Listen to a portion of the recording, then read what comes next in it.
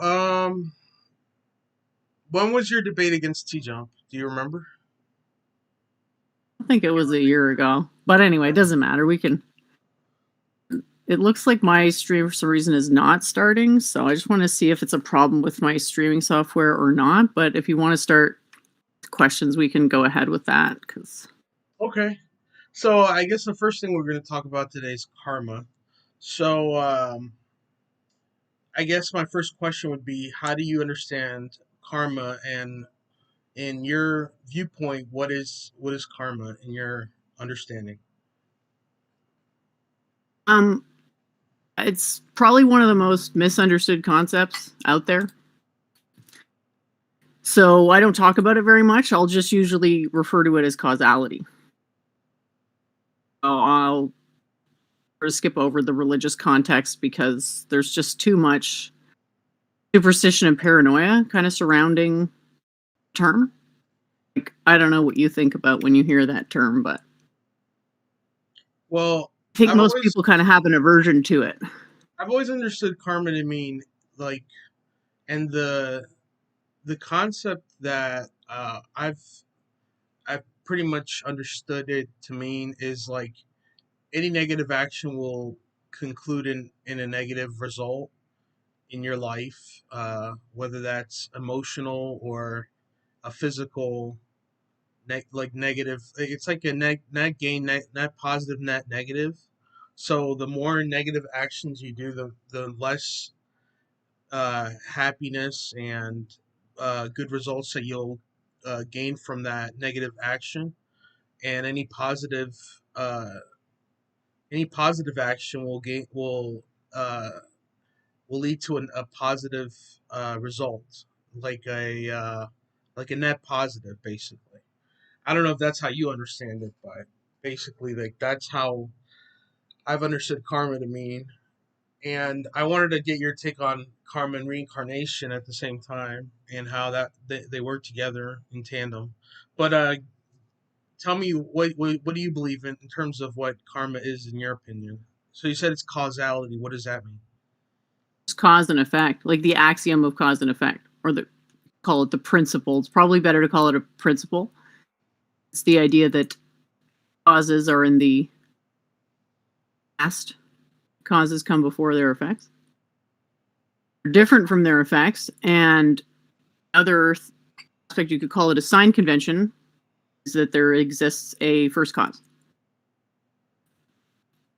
And that would Which is be basically and that would be what would be the first cause? it's a reasoning tool. So it's depends what situation, right? Like first cause is always the universe. But that is not particularly useful, uh, you know what I mean? Necessarily as starting point. It may be more useful to use something else as the first cause. It's a strategy and reasoning to assume that such a thing exists. In the case of the universe, that universe itself would be the first cause. Okay, so the universe is the first cause, and out of this first cause, every other cause comes from it, right? So like, how does this is karma like like a natural part of the universe, or is it something that interacts with human beings exclusively, or animals, or beings with consciousness? I mean, that wouldn't make sense, would it? It only affected humans. Right. Yeah, that's what I I mean. mean, Right. it is kind of like it's closed causality. So everything can be explained in terms of what's already there. What's already there isn't always self evident or even clear at all. Really, totally unclear in a lot of ways. So, did you say you're Yeah, I got it. streaming this as Yes, I well? got it. I The got it. OBS thing? So, Yeah, I might just it's shut this streaming down straight. completely. Yeah, it's streaming straight to the YouTube channel, so you could download it later if you want. That's cool. I'll just put the link in the chat to the to the people on my channel because I'm not even going to be able to do this right now. Okay, yeah, so we can keep going. So I don't know if that's clear or not, but I don't like to use the term karma because people think it makes you sound like some kind of crackpot. Right. I don't really like that. I totally understand. So you just believe in causality, basically. That's what you're trying to say, right? And in terms of whether it's real in the universe, I mean, we have to define what it means for something to be real. So we haven't done that. So we're sort of appealing to, if we were to continue into the direction of discussing that, we would be appealing to a definition of real that maybe didn't exist or wasn't specific enough. It was too intuitive to really in on an actual answer to it. Is it real? I'd say it seems like it's real, but what does it mean for something to be real, right? Because a lot of the people in our circles, they define real as something that is empirical, which doesn't really make a whole lot of sense. You actually Right. drill down to what it means to interpret data like that. I see we have Easy Rider. I don't know if he wants to throw in questions or if you want to just go on with your questions for a while, because we didn't talk about reincarnation at all. Yeah, that's fine. Let Easy Rider just ask whatever he wants to ask, and then we can keep it going. Go ahead, Easy. All right. Sorry, I don't mean to interrupt. It was a very good conversation. My question, well, I don't even know it's a question. Maybe it's a statement. Bear with me. If something is real, then it has existence in reality. I don't know any other way of verbalizing that to change what it would mean for something to be real. It is. No, absolutely. It's absolutely I don't know why we would discard that. Something self-referential? We wouldn't unless it didn't tell us anything by virtue of being expressed, which what you're saying doesn't tell us anything we didn't already know. But there are many things that we reference as self-referential that we can't explain. A bunch of stuff that makes no fucking sense at all, and that's why philosophy is so important, because we actually want to drill down to the point where it does make sense, as opposed to just being like, well, it's self-evident, and then just sort of forgetting about it. No, you can define real. There's two ways to define real that I'm aware of. One is what's permanent, and one is what's immanent. Permanent is like stuff that never changes, truly. We could think of platonic objects, the sphere, some type of as having some type of object permanence. Or you could think of it as what's immanent, which is what's right in front of you right now. And just to be clear, when reality, when you say immanent, definitions of reality. But when you say immanent, the word you're using is IMMA, right? I'm just trying to convey the notion of like the A theory of time, like right, literally this very instant could be a definition of reality because it's the one that's relative to us that makes sense to define, right? Well, sure. Yeah, A theory seems coherent to us, but you understand that B theory is probably the more correct interpretation, right? And we kind of talked about this last time we chatted, that it's not about which one's correct. It's about understanding which one is the more useful one for the task at hand. Oh, no, absolutely. No, you're dead right. A theory, we can use A theory to define certain things as we experience them. But we experience things that can't be explained by A theory, which is where we'd lean to B theory, right? Well, that's assuming that you only have access to those two theories, which isn't the case. It's not clear what the best way to understand time is. All right, let me trying to talk about how to define reality at this point. No, well, and see, I don't know that you can. See, I really don't know that you can define reality because I just gave you two different definitions. No, they would both be fine. The one of the using immanence as reality is that you're stuck with a situation where reality is changing. That's not particularly useful, in my view.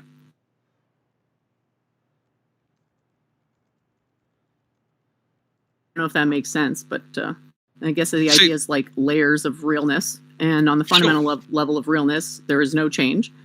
And as you go away from that, there's more degrees of change.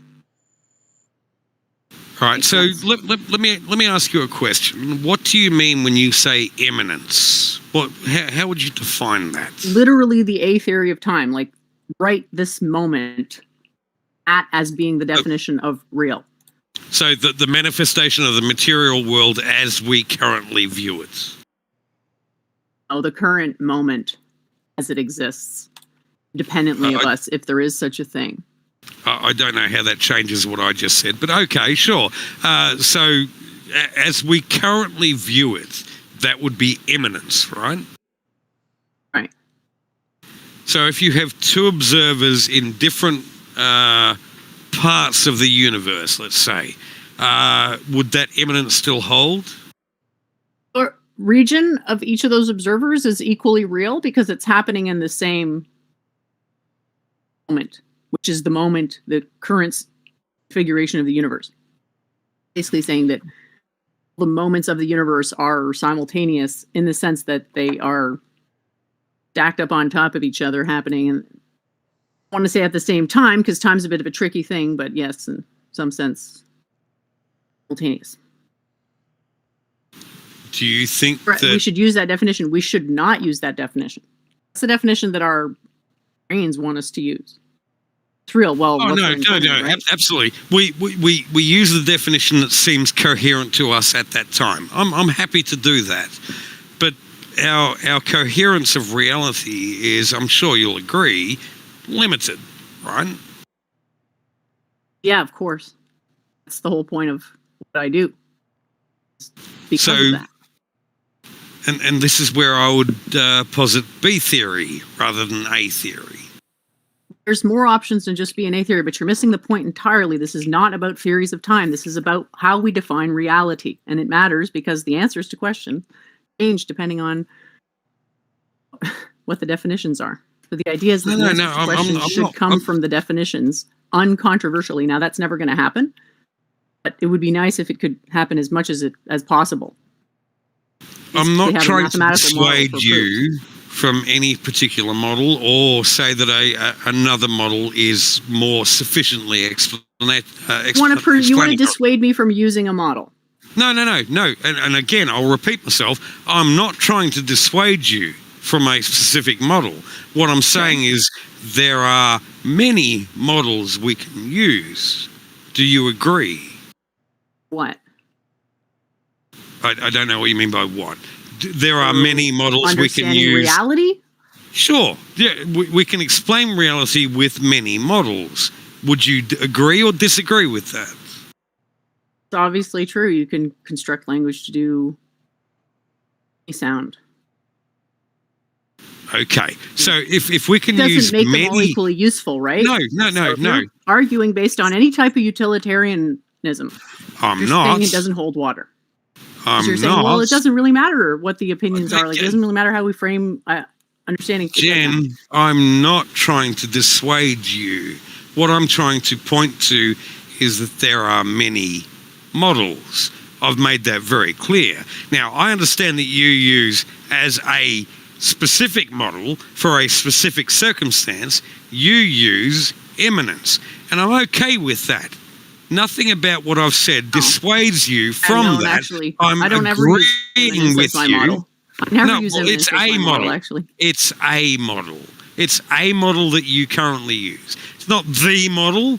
It's a model, right? It's a theoretical model. I'd argue that it's the simulation that our minds give us. Yeah, and I don't disagree with you. I don't know why you're kicking against me. What I'm trying to do is find I'm not kicking against you. I'm not. What I'm trying, but here's the thing. What I'm trying to do is find an agreement with you that we can move forward with. I'm okay with the immanence model. I really am. You can use a theory of time and the immanence model to model our current reality, and you'll get no objection from me. But it rules out, by definition, other models, right? No, and you're saying that the way your consciousness renders, the way your brain renders your consciousness is how we should, again, like you're basically saying to double down a sampling error. I've not said that. I really haven't. You're acting like A and B theory are mutually exclusive. On what basis do you make that claim? No, I've never said that. Yeah, I think that's what you exactly inferred. is your claim? It's unclear to me what you're even asking Jen, here. I think you've inferred that. That's not what I've said. I think the model, A model and B model, are coherent at the same time because they reference different things. Just like Newtonian physics works to a certain degree, but then we need to lean to quantum. Do you know what I mean? One doesn't rule out the other. All I'm saying is there are different models depending on our perspective, right? There are different models that could be used, yes. So you agree with me? There are different perspective models. Is always one of a flawed ape, however. There's a very limited amount to which our perspective can shift. There seems to be this insane misconception that we can somehow choose our own beliefs. It seems to come out of the cogito thing. I just want to make sure that people don't think that that's actually what I'm saying. Let me be very clear here. I don't know that we can choose our beliefs, but that doesn't matter. I don't even think that enters into the discussion. It does, though, because you're acting like we have access. Like, it seems like we maybe not you, but it seems at the start that we maybe have access to all these models. But if we can't meaningfully understand the models, we really have access to them. Well, see, I don't even understand how we understand the models we currently have. We've got... That's a good place to start. Yeah, no, absolutely. I don't know that we can know exactly. Well, what I'm saying is there are, just like Newtonian physics and quantum mechanics, there are places where Newtonian physics comes into play, but then they're surpassed, if you will, by quantum mechanics. The same must apply for A theory of time and B theory of time. Within A theory of time, we can make suppositions and conjectures within our reality, the one we experience. But then we have to lean to B theory of time to actually understand further than that. Do you understand what I'm saying here? Sure. So, in other words, we can't say that immanence is the only explanation, right? There are further theories and hypotheses beyond those that takes us beyond A theory of time into B theory, which explains further. Doesn't do away with A theory, it just explains further, right? Hey, before you continue, Easy Rider, yeah, I was just going to ask if anyone wanted to come up and talk to Jen about topics that are at hand. They can. Um, I have a couple more questions to ask her, but that's fine. So keep going, guys. I'm sorry. Jen, I lean to you. Don't get me wrong here. I'm not trying to disrespect you. I love your approach. I don't think you are this, like right? Easy Rider and I had a great combo last night. I'm not offended at all. It's fine. I thought we'd be going to like this super long dissertation about reincarnation, so I didn't expect it to take this turn. I apologize. I'm sorry. It was a question I thought pertinent. I do want to go into that though. Like we will, and we should go into that because we should actually see if there's any other theories of time that might. Well, I don't know. In addition to the A and B theories, right? Oh, no, absolutely. I don't know that we can't find a C theory or a D theory. We don't know. I think Omicron theory, fucking Zeta theory, man. Right. So yeah, these are questions that I find kind of pertinent to the. I don't even know how to put this clearly, but to how we experience reality. So I don't know. I don't even know that I can know. All I know is that there are many versions of dissertations that we can look to, and there's probably going to be more than just A and B. I think it's because we worked with A for a very long time, then we came across B theory. I don't know why we couldn't come across C theory, D theory. I mean, our comprehension and our understanding of quantum mechanics is minimal at best, right?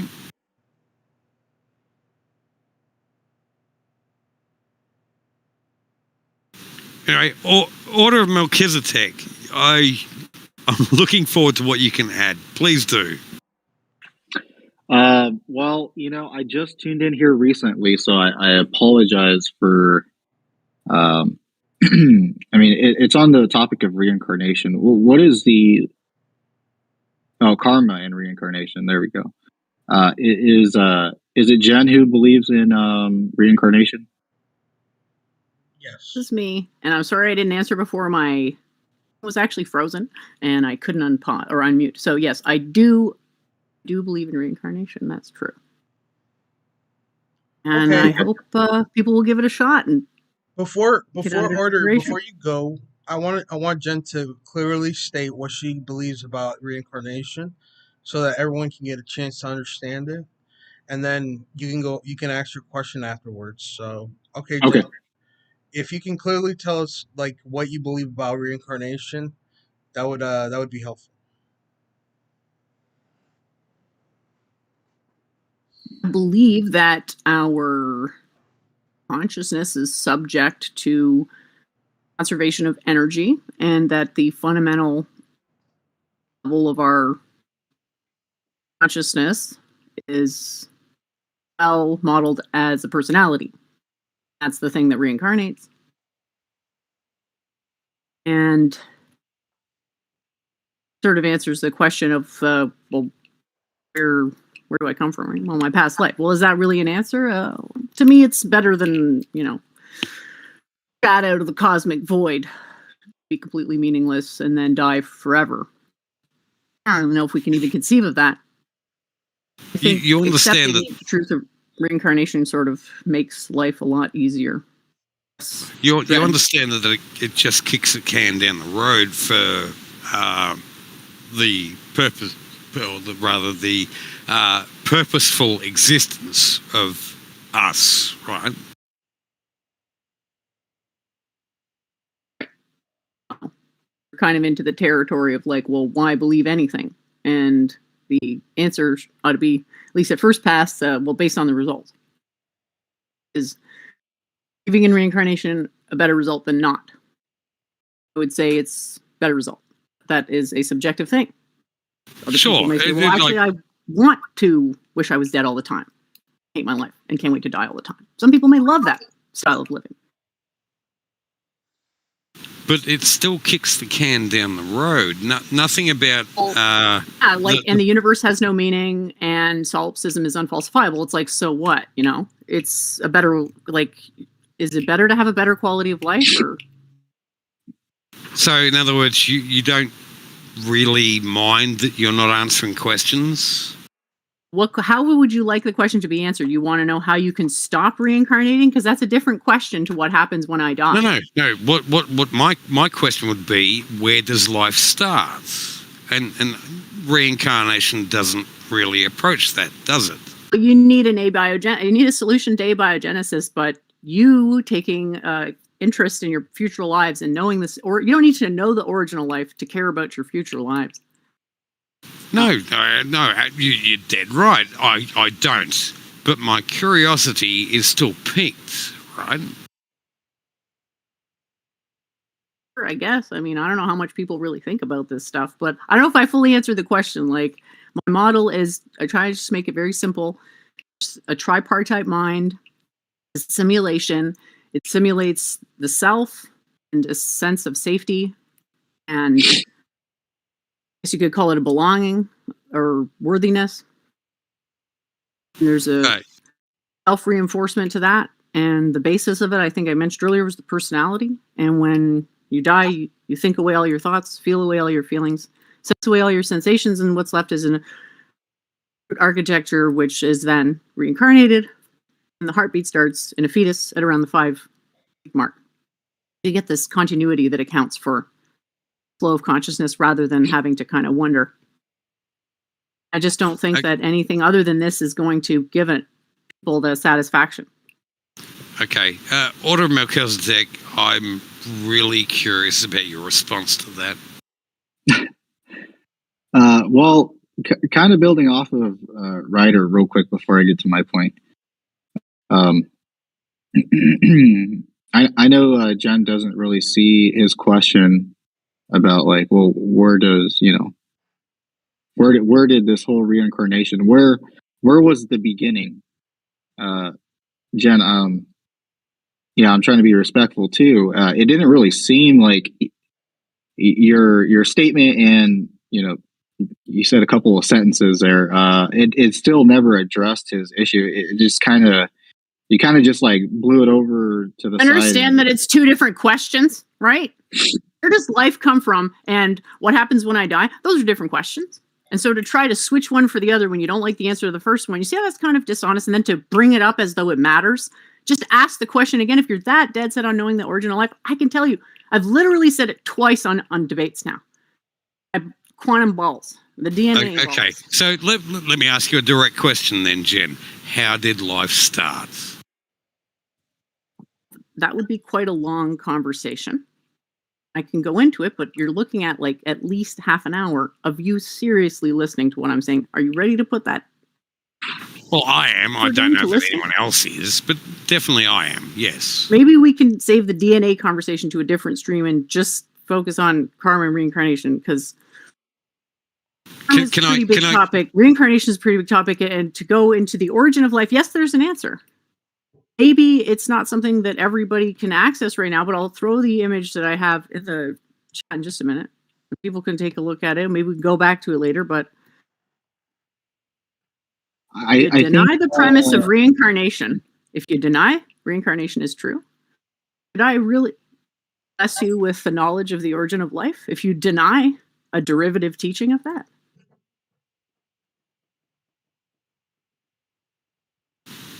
I tell you what, you and I can have hypothetically, like, people have to accept your premises.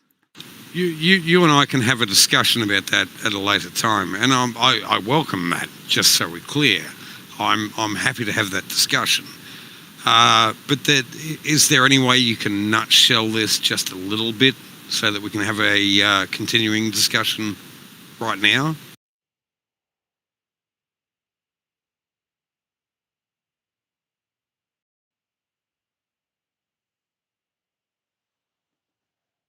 Do we want to? Sorry, I don't understand what you're asking. I think what he's asking is if you can give an explanation of what you guys were talking about, but in a nutshell form, so that he can understand where you're coming from, Jen. If you can, if you can't, then I mean, it is what it is. But well, if somebody already thinks that when they die, that because their consciousness is purely a product of their brain, that they're just going to go off into oblivion for all time, if someone already believes that, then good is it for me to try to explain to them what happens reincarnation? I'm not saying necessarily that that's what people believe. I just, yeah, I wouldn't believe that as a Christian. I have put in the chat model of how photonic waveforms, which are the orange ones, vibrate to create the DNA array. It's obviously a simplified model, because in reality, the DNA is encompassed by a waveform. It's inside the waveform. It's always inside. The physical is always inside. Light, the light sort of orders the physical. Be a bit much. Yeah. Oh, okay. Where'd you put that, Jen? You put that in I actually thought that picture was like a model of some testes. If you're not going to be serious, you can fuck off. Okay. I remember I said I joined late, and I didn't realize that's the chat that you were talking about when I went to it. I see now, because I didn't see the picture on the right where it's like the the double helix. I actually did not see that. It's fine. I just put it up there, but yeah, that's. I mean, if you want to know the origin of life, I could talk you through it, but it's like, yeah, you got to be able to follow a three-dimensional model that's moving, and it's moving at near the speed of light. Can you do that, or are you going to accept my models that are going to approximate light speed for you? going to do that either? Probably not, right? So let's just, step one, accept the premise of karma, which is that there are causes and there are effects, and that is the most useful way for us to parse out how things are, fitting together in our world. See, I don't know if this I think what Easy Rider was trying to say, though, because when I did join, he was like, "Oh, there's other models." Are we assuming that this is the only model that is the best explanation for this? Karma's not a model. Karma is a principle. Oh, I'm sorry. Yeah. Okay. So the principle For something to be a model, there has to be some type of aesthetic associated with it. Usually an image. Okay. Karma, it's more just an idea. It's like, well, it's something that is pre-physical. We can frame physicality with it. Like when someone does science, they're trying to figure out the karma. Isn't an idea a mental image? You don't know anything about how consciousness functions, do you? Speculate on the nature of how the mind forms images is a touch nonsensical, isn't it? So I don't know that he needs to know that. All he needs to know is how his brain might work, right? Well, if he doesn't mind being wrong, sure. Well, I don't know that you could mind being wrong until you're proven I happen wrong. to mind being wrong quite a dash. No. And this is kind of the point I'm making. I don't know that you can mind being wrong until you're shown that you're wrong, right? Well, a prudent person assumes they're wrong 100%. No, they prove themselves wrong on their presumption of being wrong, I suppose. No, I disagree. I kind of think I'm right until I'm shown that I'm wrong, and then I change my perspective. I think that's how all of us work. We think we're right. We do. Yeah. I mean, we really do. I think I'm always right, Easy Rider. I think I'm always right, even when I'm wrong, because I'm right about being wrong, right? Well, and until you're shown to be wrong, but you will always assume that your perspective is right. That's why you hold that perspective. Yeah. Until you're shown that you're wrong, though, and shown demonstrably that you're wrong, you don't know that you're wrong. You think you're right. And I don't know of anybody who... You're wrong. You can transcend your perceptual limitations and then extrapolate how you would be wrong based on those limitations, which you can directly observe. I don't know anyone who makes a statement and goes, I can be wrong here. Everyone makes a statement that they assume is right. Now, I'm not saying they can't be proven wrong. They can be, and they open themselves up to that. Sure, absolutely. But there's no one who goes, here's a statement I can make and I can be wrong about that. No, they make the statement assuming that they're right, opening themselves to be wrong, just so we're clear, but assuming that they're right. What about if it's a statement of like what if it's a statement that's made with uncertainty? Well, like what? Well, give me examples. Well, I can't think of one right now, but I'm sure I could give it. I'm sure somebody somewhere can think of they don't know enough about a particular thing, and so they'll just they'll say well this is the statement or the claim that I would make, but I really could be wrong about it because I don't know enough about it. So here's an example, right? And this is me speaking my mind. I don't think that God exists. And when I say that, I mean the Abrahamic definition of God. I think that God not only does not exist, I think it's impossible for it to exist, right? If I make that statement and someone comes to me with an argument that shows that I have the wrong perspective, what do you think the most honest, intellectually honest thing would be to respond to that? to take them seriously, to listen, to hear them out, and then decide for yourself whether or not you think that's logical or But it's sound. I'm making a negative statement. God does not exist. They give me evidence that shows that I'm wrong. What would be the most intellectually honest thing one could do? Hey, guys, if you wouldn't mind, let's get back to the topic of reincarnation and Yeah. karma. Okay. Yeah. Because I understand, like, everyone wants to, put in their 2 cents, but if, like, ask questions to Jen and try to, communicate with her. Um. Jen. Okay. So she about where life begins. She. She's more like with the issue of death, right? And then the reincarnation process. Could talk about physical karma if you wanted to go through my model of physics. Is a way to directly see how karma can structure ideas. Mm. I don't know if people are too interested in looking at the quantum mechanical periodic table. I mean, bit of a mouthful. We can. But, that would be the material causal order. Jen, can the material causal order be any other way? Or is it like a necessitarian model where it's bound to be only one way? Or is there randomness in this model? Has what you might, on certain scales, identify as randomness. Problem with randomness is we can identify it the same way we can identify free will. It seems real, but then we have really hard time actually setting boundary conditions for it.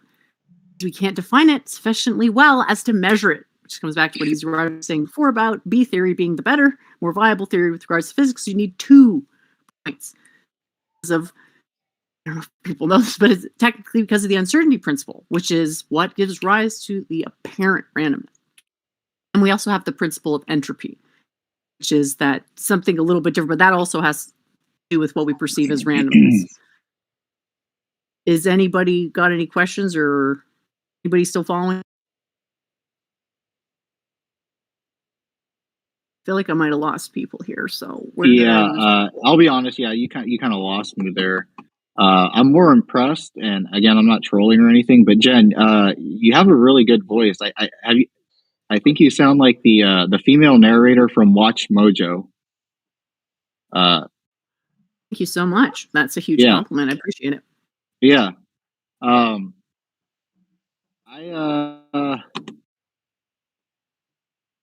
actually have to step out for this one because some things are being brought up that I'm not too, and I'll be honest, I'm not too knowledgeable about. So, and it seems like when I try to ask questions, it's not really pertaining. So, like to the topic at hand, and I apologize for that. But maybe just listen for a while, and you might get inspired later. And Frank's just asked me, can the causal order be any other way? It's like a really hard question because, like asking, can humans be any other way? Well, what does that mean? Are already other ways. I see. In one sense, how many spheres are there in the universe? How many spheres? Depends, right? It depends if you want to say, well, every atom is a sphere and there's only one. But do you understand how someone might say there's only one and then everything else is just a copy of it? All the other sphere-ish things are a copy of that original one. See that logic? I'm not saying you have to agree with it, but do you see that logic as a reasonable type of logic? Mm-hmm. So can the sphere be any other way? Well, no, because it wouldn't be a sphere anymore. Right. In that sense, yes. But in the sense of like, how do we understand things and how meaning changes over time? Well, that changes with civilization because civilization is always different because it always has a different amount of time in its past. There's an ever-lasting change. Right, or like all that evolution. Yeah, or for instance, like for contributing findings, right? That they can add more to a description of something, and explain it in a more detailed or profound way. Is that kind of because you were talking about the past, but what There's is infinity knowledge, and we're Yeah. finite beings. So technically, because you forget everything on reincarnation, most everything except your personality, forget like your thoughts and stuff. You forget the stuff you'd like to remember, but anyway, yeah, you can technically keep learning forever because you're always going to be bound to a finite being with its memory purged. Sorry to say it, but you're Jen, going to be able to am keep I allowed learning. to ask this question? Yeah, go for it.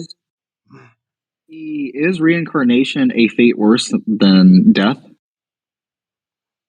Am I allowed to ask that, or is that steering away That's not an from? offensive question at all. No, that's fine to ask as a Okay. question. I Okay. think a lot of people, my guess is probably because I can't speak for how other people feel, but my guess was the fear of losing all my memories would be horrible.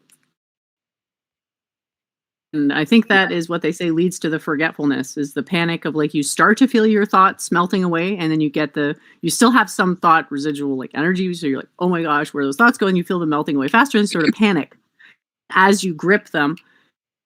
Gripping is actually accelerating the destruction of those thoughts, the waveform reduction of those thoughts. Like nothing's truly destroyed, but information can become generated or deteriorated or subject to entropy or what have you. Our universe has very strict laws about how energy can transition. It's always in what they call the least action path or what have you.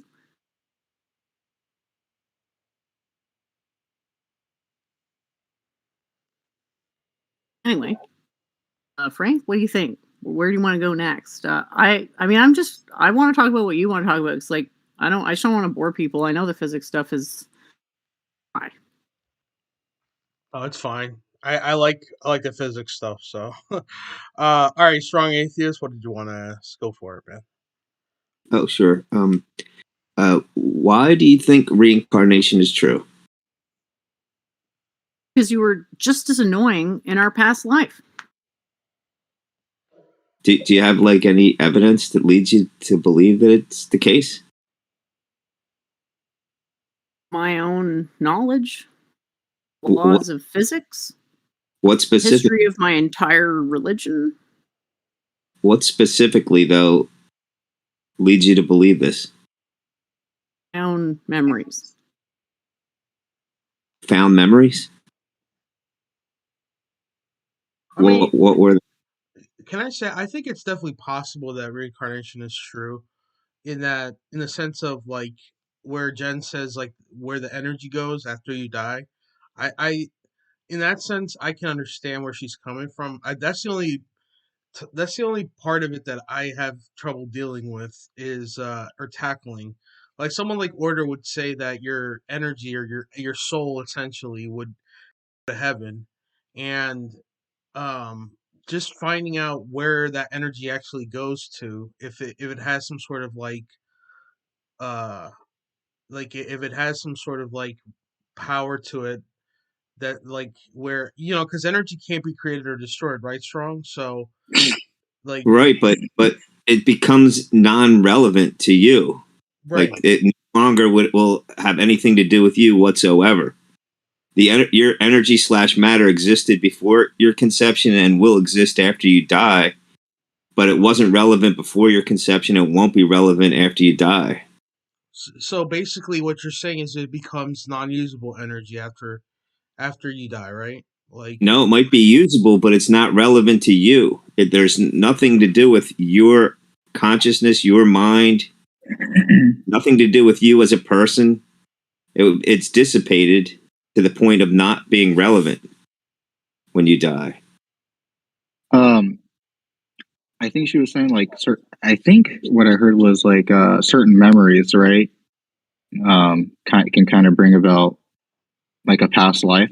What if that's hopefully she said that. Maybe hopefully I'm not, miss that's what I heard too, and I've yeah, heard okay, that before. misrepresenting her.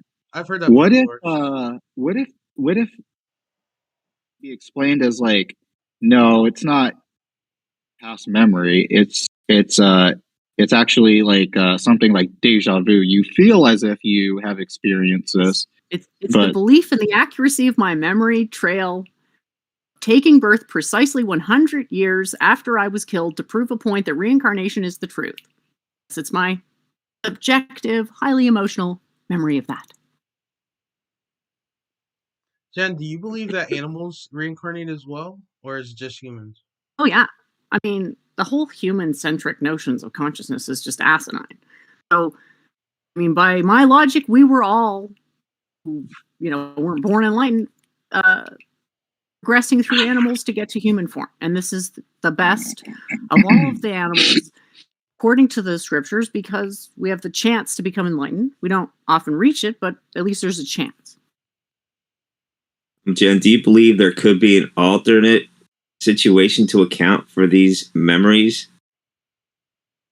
What scriptures are you referring to? Because anyone with an advanced enough knowledge of consciousness understands that certain things could be possible strong, but you haven't considered my position. You're asking me to consider all these crazy positions that violate the least action principle. You haven't even given 10 seconds of thought to my position, because all you can do is just deny it. Why are you denying it? Because it's true. Okay, the truth has energy.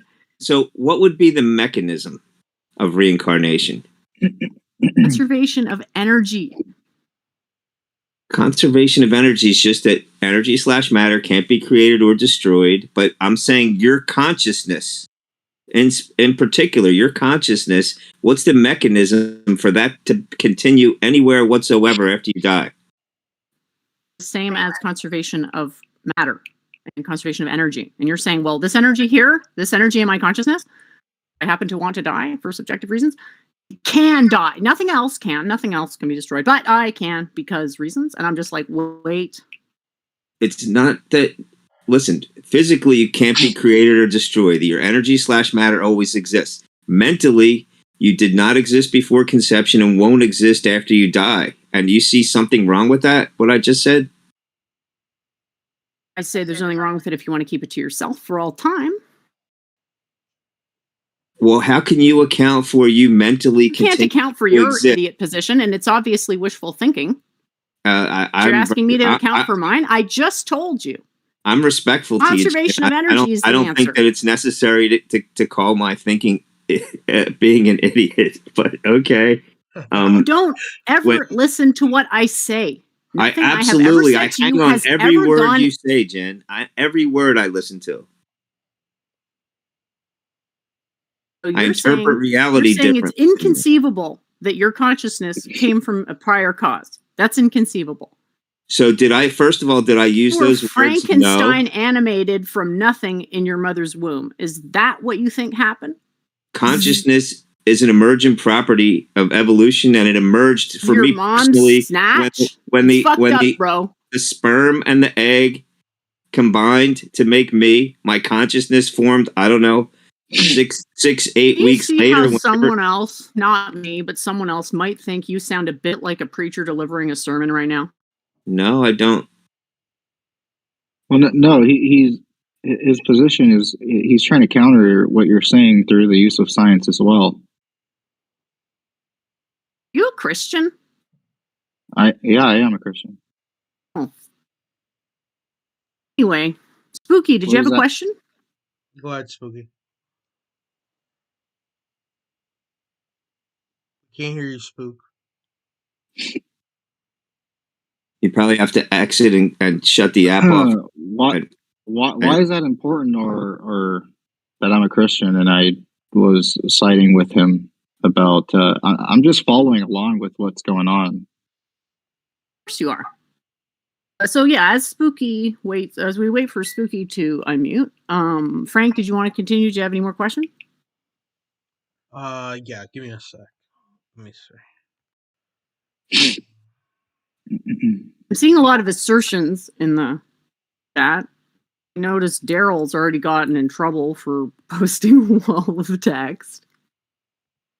And now he's talking about how GPS. You have to leave and come back, man. I can't hear you. You have to close the app and then come back. There you go. All right. So, how does a soul transmigrate from one body to the other, Jen? Well, think of your soul as having a certain size, but it's not a true size because size is like a distance-related thing. we analogize it as something that has a volume. Like when you're sleeping, that volume is distorted. The distortion stops the flow of consciousness going into your brain where normally it goes and gets amplified when you're awake. Right. So when your body passes, the function it serves, which is to put energy into your mind, it's no longer being served. I would like to remind everyone to mute when they're not talking. It's extremely respectful to make noise. All right, Spooky, go ahead. Can you guys hear me now? Yes, we can. Okay, sorry. I was just coming in the house and I think it was like funky because my phone was joining the Wi-Fi and stuff. But I had two questions. I'm not trying to like disprove anything, more just like to understand your point of view. So like first would be, I'm like amicable to the notion of reincarnation because I think that you know it is a good.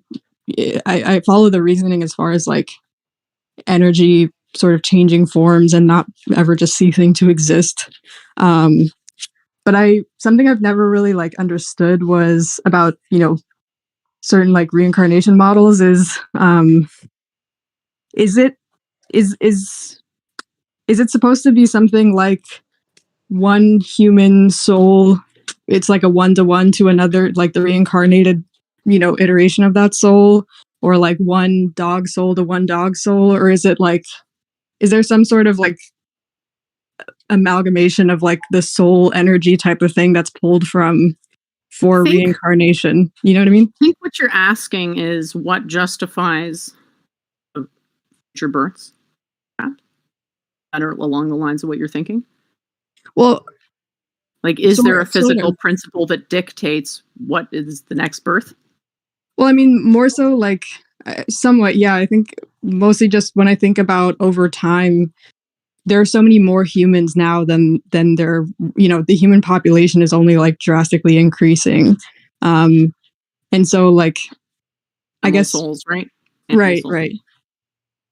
It's a great question. I mean, these things are important to think about and just use the context that you're most familiar with, which is if you have siblings, you know, what's the connection between siblings? Well, not carbon copies are exactly identical, but there's something, and that's that there was an overlap in the qualities that caused synchronization. I call that resonance. Character traits have certain, you know, wavelengths in a very general sense, and they abide by the least action principle, which means that the most similar will just naturally meet up. What is most similar is sort of dictate on the basis of intervals. It's not like if you die today, you're going to come back in 20 years on the dot. Well, it's sort of going to depend when conditions are such that reuptake is possible, and there's a range which reuptake is possible, and the hint or clue into that range is familial ties, because that is the mechanism that's governing that. Hopefully that starts to clear it up. And there's big questions, but it's a very good question. For sure. Yeah, that makes sense. The other thing I was wondering is if when we're talking about like sort of even broader than the scope of like lives, but like the entire universe or something, maybe we could say the cosmos is what we can call, like, if there are multiple universes, the cosmos would be all encompassing of every universe that, you know, is or will ever exist. Do you think that like do you have a view on whether or not this is the only universe, or do you take kind of a similar approach to like maybe the universe in it itself is also cyclical in a sense? Well, if it's cyclical, and we fast forward, quote unquote, to the next cycle, is it still the same universe? Actually, I don't think the answer is yes to that. Or I mean, like, I guess what I'm asking is, you know, I think there are some models that say something like, I get your point. That's a valid point. but I guess like, do you have a particular? Do you just sort of stay agnostic to that type of question, or do you have like a thing that you think is more probable in terms of, is this the only universe? Is there some sort of multiverse thing going on? Stuff like that. Like, does the universe itself get reincarnated? I guess is what I'm asking. That's a good question. Universe get reincarnated.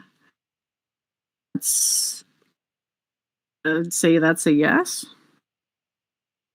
I am a fan of using concepts service of particular pedagogical goals, which are kind of hard to define because they're evolving based on principle of minimizing harm, which is kind of like nebulous and vague.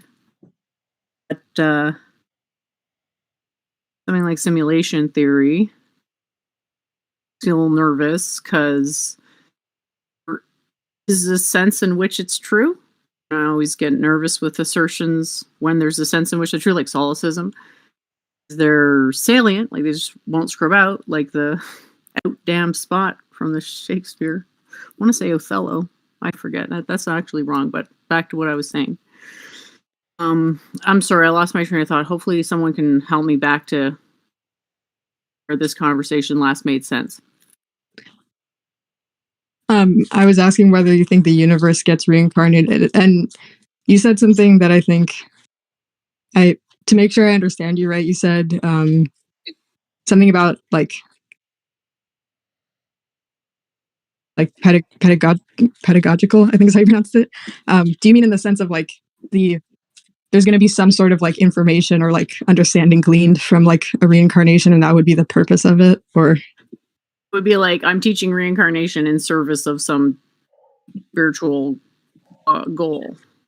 Oh, sorry, I think I rather than just misunderstood teaching it for its own sake.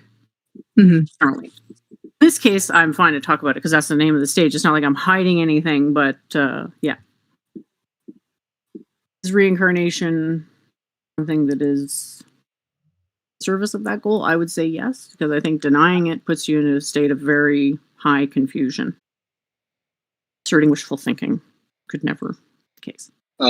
John, like a very good way to go through life. Jen, would you accept string theory then? I wouldn't accept anything that didn't have a strictly defined utility.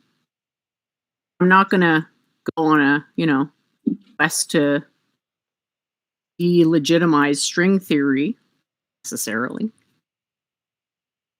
Does it build greater clarity? In my opinion. Then would you say What does that mean? Like strings? You might as well say spheres or points or atoms, or it's sort of like, is that is a string an intuitive construct? Not in my opinion. You can try to convince me otherwise, but whatever. All right. Frank, sorry. No, it's fine. I Salamander. want to know what you're gonna say. Yeah, Salamander. Go ahead. Yes. Go ahead. What specific books were you referring to when you said the scriptures? Oral tradition, revealed scripture, not book. It's scripture.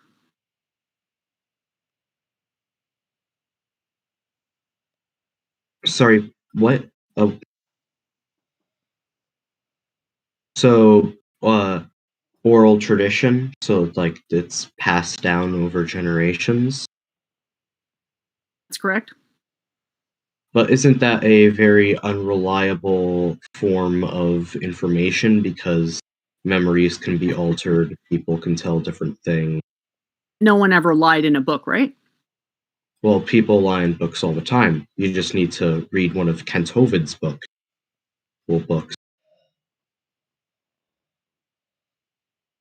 We consider revelation to be the most authoritative means to access knowledge. After that is remembrance. Yeah.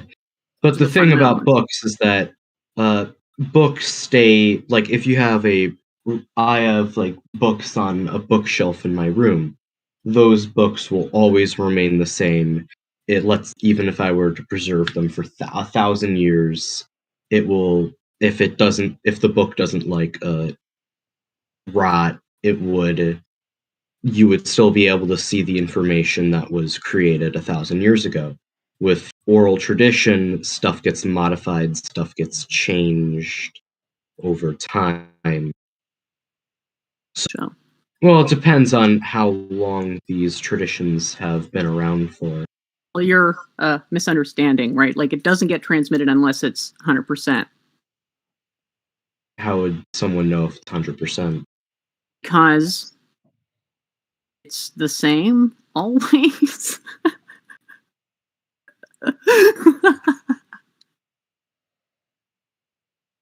Oh. I'm sorry.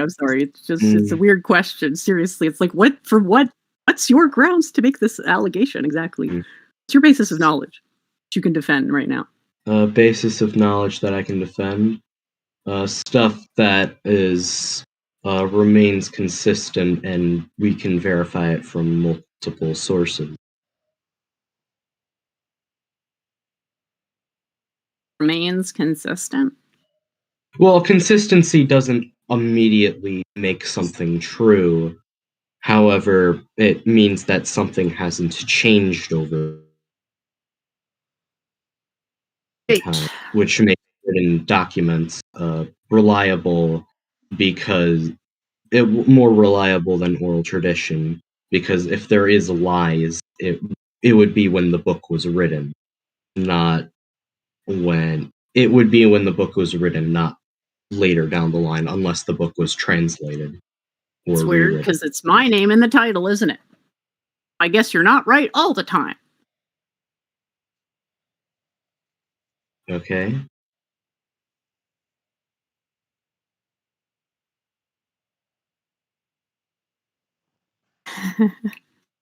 Thank you. I don't really want to defend. I don't want to. I mean, I'll defend my teachings, but I don't really want to defend my religion per se to somebody who doesn't accept the premise. I feel like that's kind of a bad faith thing.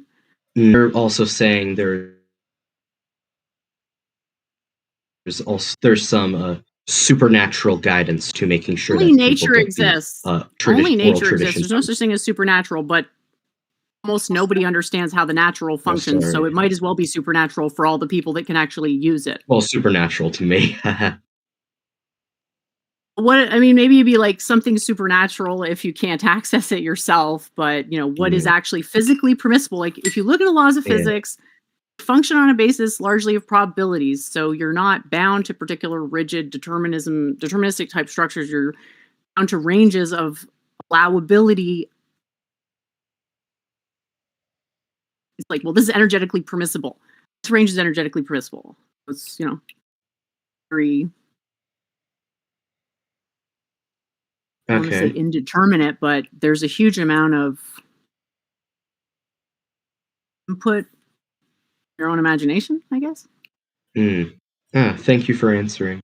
Another one of my questions, you use the word energy and frequency a lot. Well, what I want to focus on specifically, energy. Do you know what the definition of energy is? It's just a very generic definition. I mean, really, it's... Energy has to do with generally, if you're talking in physics, it's the work potential a system has. But what those terms mean, like what's a system, what's work, and what's potential, that's a bit nebulous. Work is but moving from point A to point pretty much agree that when we refer to the energy in physics, we're talking about the most general way we can reference is referred to as invariant quality, or I forget exactly. I think it's Lorentz invariant or something along those lines. It's the notion of it's a conserved quantity. Primitive expression of a conserved quantity. Daryl just said the ability to do work. It's more diverse than that. It's meant to be as general as possible. So to try to make it super precise is actually going against its intended usage, I would say. Understand? Yeah, I understand. So I could say, well, energy pervades the universe. That's uncontroversial. And then I could say my personal interpretation of what that means is this. And Daryl's saying it's E equals MC squared. That's a thesis that's been around for a while. I've never denied this thesis. I don't fully comprehend it, but I've never denied it. Thank you. You actually answered that question really well. Thanks, Jen. It was tricky. I appreciate the challenging questions, though. You're welcome. I'm going to head back to the audience. Bye. All right, thank you. I appreciate that, Salamanda. All right, Strong, anything else you want to say? Just curious, like what your definition of karma is, and how you account for that. It's the principle of cause and effect. So, like, what I understood it to be is like, if you do good, then good comes back to you. Is that the interpretation on the principle of cause and effect? So I don't go for those kinds of interpretations too much in my public presentations because it seems to cause more confusion than it resolves. Yeah, it gets bandied about a tat. Pay it forward. And so, do you think interpretation? That's you have to suppose a bunch of other things and just cause and effect before you can get to that conclusion. My point. So, do you think that there's more to it than just like how somebody that doesn't believe in supernatural things would see it? Like, I don't believe in supernatural things either. Okay, well, you said that our understanding of what's natural is different. Okay, but all right, well, I'll rephrase it then. Do you think that there's something more to it than how it seems on its surface with someone who looks at things simply? You're asking if everyone has transcendental God vision. What do you think, Strong? I mean, can't you? I'm thinking, no, the way I look at it is like, I try to be good. Good things happen to me. Some people are bad. Bad things happen to them. It seems like there's nothing else going on, like behind the scenes. Nothing that would make that actually the case. A lot of it's luck, but then some of it is the case that what's luck, right? Like fortuitous circumstance. What's that? Well, desirable circumstance. Well, what's that? Someone came about, something that happened to someone because of good karma would be the argument. I'm just trying to phrase it like, do you think there's more behind it than what we would seem to think it would be on its surface? Yeah, I do. Because if I didn't ever, I mean, the answer was no. What? Everyone would agree with me already on everything, which is clearly not the case. Like, what do you think is the more that's behind it? I mean, I don't know. Caveat that these are my opinions only, right? Just to be clear on that. So sometimes people are really good, and yet only bad things happen to them. You agree? Right. So we would say that you are not in a position to judge your own karma. Only God is. So to think that you're in a position to judge your own karma is actually bad karma, which is why you're getting fucked over. That's what I tell you. Is it possible that karma can be repeated through generations? Think of it like the sins of the father affect the sins of the child. And I also wanted to get your take on karma and reincarnation and how they work together. Incarnation is something that happens because of karma. A bare bones breakdown of reincarnation is a causal argument. This causes this, causes this, causes that. In words, first off, saying there's consciousness, the body dies, consciousness reduces, but at some point there's nothing to continue reducing the weight, as what would normally reduce it is the body, and that's gone. So it's just basically floating around like a bubble, personality crystal, until it reuptakes with a fetus at the week mark. That's the karma of reincarnation. very broad strokes. So what I was planning to present pretty much exclusively was just the karma of nature or material world, which is the 4 laws of physics: gravity, uncertainty, realism. Is that everything that exists? Well, according to the materialists, might be. I would say that it's a start for an understanding that is transcendent, but is probably not going to be enough. Once people unlock it on that level, they probably want to go do other things, because physics is sort of a niche theory. If there was somewhere that was like the hot place to be born, you have to talk about a pretty enviable, Anyway, And what about I some? clear it up at all? What's that? Sorry. Yeah. Yeah. We Go don't for it. even care if the beliefs aren't true, because we feel our knowledge is better as a result of these beliefs. Honestly, don't care if the beliefs aren't true. What about? Go for it, Strong. Oh, go ahead, Frank. I was just going to say, so when you say it doesn't matter if these beliefs are true, are you saying that the beliefs are pragmatic and are effective, and they're not necessarily like what realities or what constitutes reality, Jen? Or are you saying that uh, these are what constitute reality? We have to look at what's happening between outside of our senses and rendering an image that we call consciousness. The visual what's coming in from the visual apparatus plus all the sense perceptions plus whatever else happening there. And a good way to model that actually does turn out to be the Fourier transform, because function and its Fourier transform will look very different. And so it's a way to say, well, something's happened, a signal coming in, consciousness has been modified some way, and because it's been modified to be rendered as this continuous self simulation, there's gone a huge amount of change. There's no reason, from the beginning of the reasoning process, no reason that that would be accurate.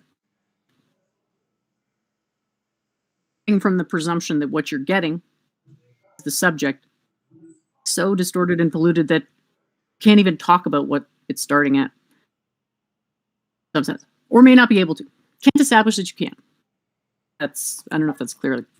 Forgive me, it's a while since I've discussed these topics in such detail. I do appreciate the questions, though, so keep them coming. Go ahead, Strong. I just wanted to ask the opposite of what I asked before. Of if someone does like almost all bad things, and yet they don't get caught. They only good things happen to them.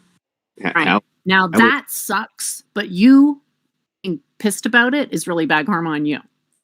Being jealous of someone successful, it's like you're bringing bad karma on yourself.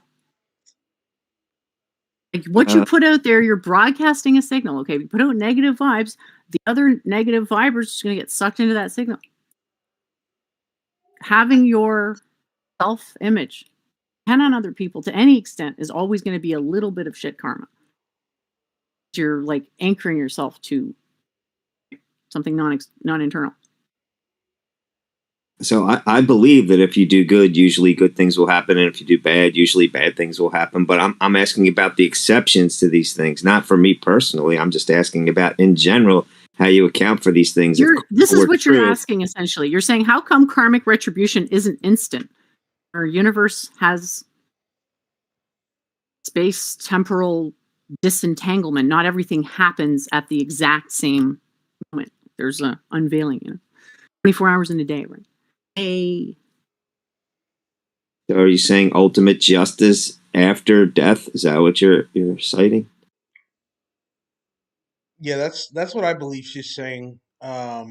Which is something a lot of people do believe, is like, even if you have good karma in this world, or not good karma, but like let's say you do bad all the time and only good things happen to you, but maybe the next life, then you're reincarnated into like an animal that gets killed instantly, or like has or suffers or something like that, which would make sense, I guess, if you believe in the reincarnation and karmatic system.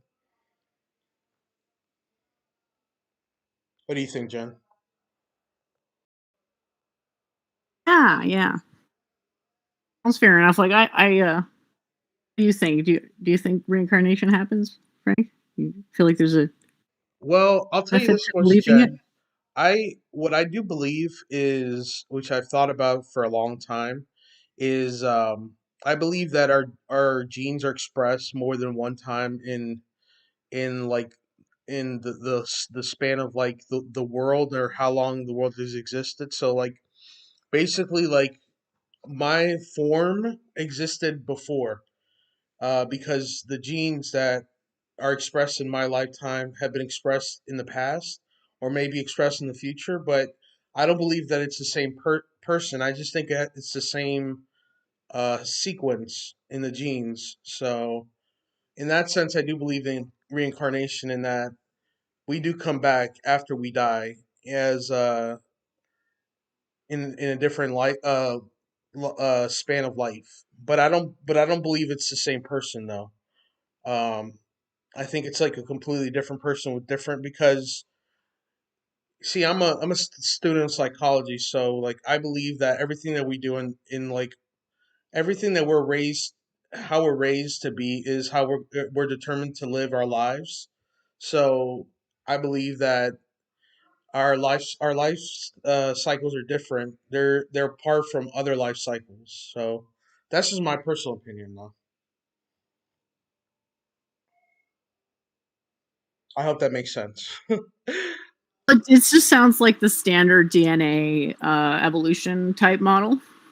Yeah, pretty much. I don't deviate too much from standard evolution, really. Like I think me and Strong basically see eye to eye on that.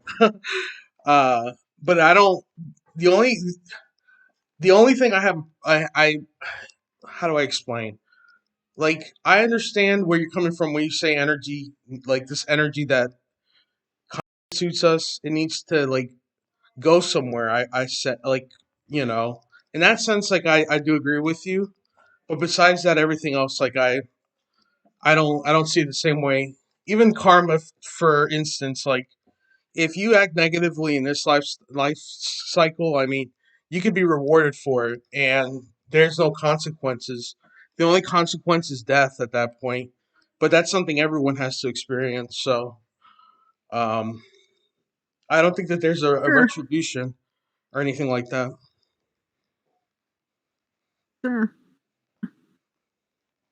Jen, you believe that each sperm and egg are unique. Wouldn't Do that be not the believe case? that. That is a crazy thing to believe. You don't believe that? Every soul is a single identity, yes. The genetic substrate is very inconsequential to the ordering principle, though.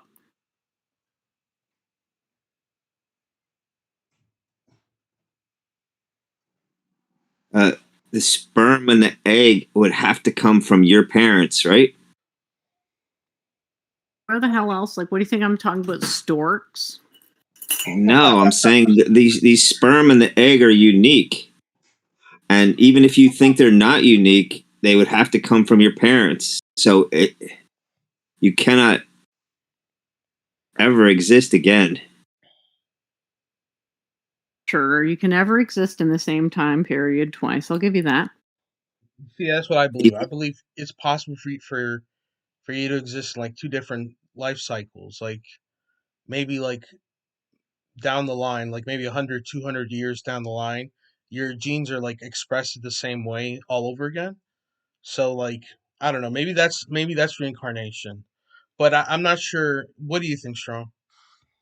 How can you exist in a different time period? I just can't see that Well, mechanism. let's say for instance that like the DNA that makes you up, like it's replicated maybe like down the line, because it's possible that you have the same DNA as someone in the past, or Maybe someone in the future has the same DNA that you have, but they're different in their sense that they're raised differently, so they have different like beliefs and etc. etc. But it's the same DNA, so in that sense, it could be similar. And so this is why I had asked that the sperm and the egg are unique, and especially are unique to your parents. So I don't believe it's the case that you could live even at a different time period. I just was curious what you folks thought about that. Depends what you mean by different. Right. If you mean physically the same exact array of precise genetic information. Well, physically or mentally, I believe your mental. Yeah, you just want to equate the physical to the mental. Okay. Do you think that's good karma? Well, I think It's good karma. Do you think you have to understand everything before believing in it? Do you think that's good karma at all? I think that your mental comes from your physical, and your physical comes from your genes. Yeah, that's true. I would agree with that too.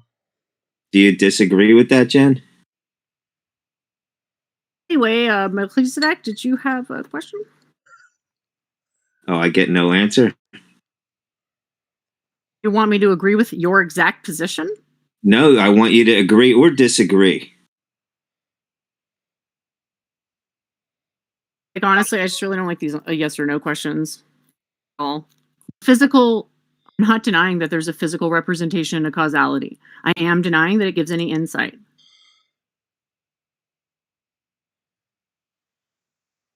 Order. So, did you have a question or? I was going to, but that's kind of I don't know if I can or I can't ask it because that's like a conversation stopper. No, it's I, fine. I I kind mean, we're pretty much done. So go for yeah. it. I wanted to see um if she had a response for atheists here. I know she doesn't like the yes or no's, but if she could respond. I mean, maybe it would lead to a pretty good conversation or Really? some Because it thought. just seems like it's a setup for a gotcha. Jen is denying evolution. Ha ha! Let's all laugh at how dumb Jen is. No. It's not a gotcha moment. We're we're just trying to figure out like where exactly your position and like where. You think you can like figure my position out and fully just parameterize it and understand it in advance of what thinking about it? No. Well, I'm trying to understand. So I'm utilizing what I can, and I'm trying to hear every response and every input.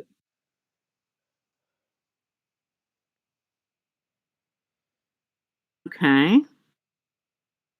But your range of values you can assign to me is not encompassing the correct ones, is it? I don't know. Is it? Well, how can it? Is it realistic to think it could?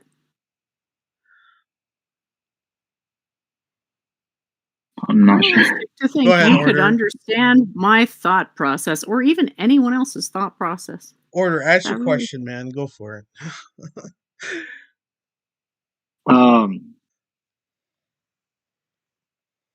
Ask a different question. I think somebody brought up like karma can basically transfer over. Was it you, Frank, who said that karma can transfer over to like the next life, and then you could be like an animal and you're just instantly killed? Yeah, Is that yeah. you? That was an example I Okay. gave. Like basically, like let's say you have like you do bad in this lifespan, and then like you don't get anything negative towards you in this cycle, and then like you die and you're reincarnated into an animal, and then you get attacked right away, or you suffer somehow. Like that was I was basically trying to understand where Jen was coming from. So yeah, go for it. Real quick, is there in this reincarnation process? Is there like is there like a good end goal? Like, you know how like people say like a nirvana or something like that? If you are good, if you're good through like multiple lives, like Well, is that's it a good something that question. Yeah, like, is there or an escape of It this? is a good question. That's a great question. And I want to go to Victoria's question real quick on YouTube before I get to it. Good or bad karma, is it related to energy? Well, energy is something that is the most general way we can refer to the work potential of things in the universe. And then causality or karma is I think, is the best way to organize fundamental advantage on the fact that the universe exists, I suppose. Hopefully it's not a very specific answer, but these are very general questions. It's not possible to get that specific. Usually when people refer to karma, they're talking about personal karma, like how much energy do your past actions still bear on your present state, and how, and is that net good or bad? Yeah. Mhm. Hey guys, Sort of a shorthand. in the audience, if anyone has a question and you don't want to come up, you can just DM me, and I'll ask a question if you're interested in anything, or if you have any questions you want to ask. So go for it, guys.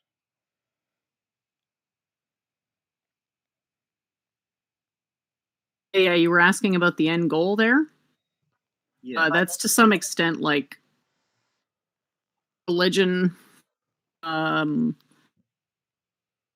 specific. I don't know. Sort of into the territory of like how much do beliefs alter reality? There are many systems that reference enlightenment. They just don't all agree on what it means, how to get it, how many versions of it there are. The best one is, right? Jen, do you just propose that we're we're just stuck in a reincarnation cycle? Is that Well, stuck sounds like it's terrible. I think it's kind of cool, but yeah, we're okay? Um,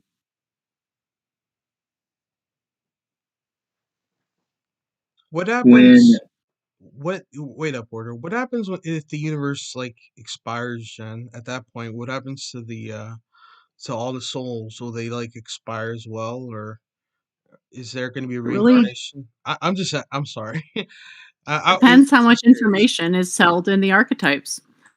'Cause the idea is the archetypes survive. The sphere, back to the question, about will the universe reincarnate? If it does, will there still be a sphere in its future birth? I'm not sure. Yes.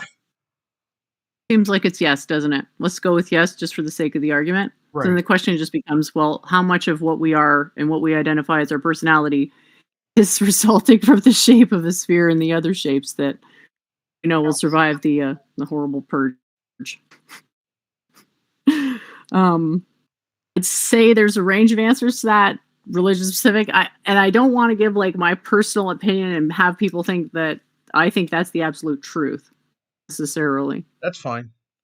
You can I speculate. understand the idea that there's like like the idea of eternal personalities. Right. Yeah. I don't think people have heard of this idea. Correct me if I'm wrong, but has anyone heard of this notion before? I have not, Jen. Yeah, so I know I see there's a couple of tags in the chat.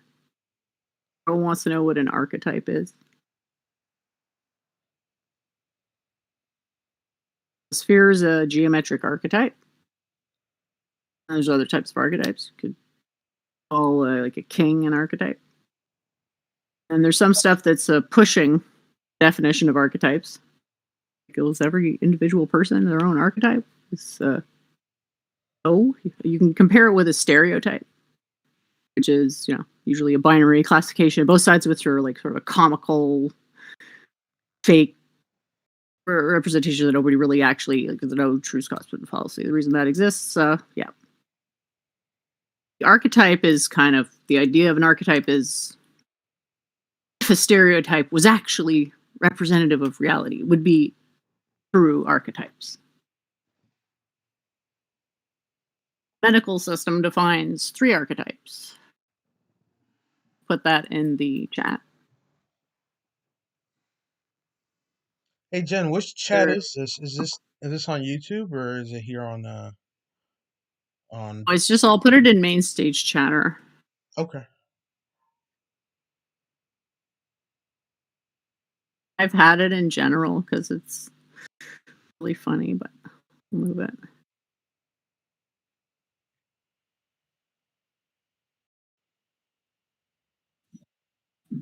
What are those words supposed to be? They're kind of small font. There's a bunch of archetypes in this image. So there's 1, 2, 3, 4, 5 elements. Can you see them? Yeah. Well, can you name the elements? Oh, is that what they're supposed to be? Like water and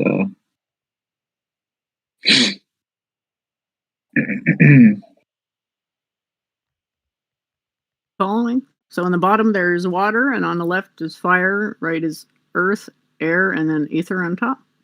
Ether is emptiness. You think it was like 3D space with nothing in it. That's not exactly what it is, but that's a good beginner model. Okay. Those would be archetypes of elements. Uh-huh. The Greeks used 5 elements. Their perspective was that in that sense, everything admitted a decomposition in that basis. So some part ether, some part air, some part fire, water, earth. Understand? Yeah, and then the numbers in the middle, what is that representative of? Do you actually follow what I'm saying so far? Are you following that there's archetypes? This is an example of an archetype, a very simple example of an archetype. It's such a simple example of an archetype, you can barely call it an archetype. Barely, but I'm trying to give an example. You're following that there's 5 different elements there? Mm-hmm. How many intersections are there? Are you talking about the parts in between there? So 5? How many intersections are there? It's a Venn diagram. How many intersections are there? I'm sorry, I don't actually am not familiar with that terminology. Can you see the diagram? Can you see the diagram I'm referring to? Yeah, it says ether, and there's the earth, water, fire. Yeah, and then there's like 5 other orbs. Overlaps there are 6 of them. Mm-hmm. They have a bunch of letters in them. There are 6 overlapping regions in that diagram from 5 basic archetypes. Understand? Yeah, okay. The overlaps are called flavors, and they're also archetypes. They're archetypes of flavors. So in this model, flavors arise from the elements. Okay. And the doshas also arise from the elements, which is why it says kapha, pitta, and vata in those that triangle shape of overlaps. Those are all archetypes. They have different quality clusters, associated processes, generalized properties.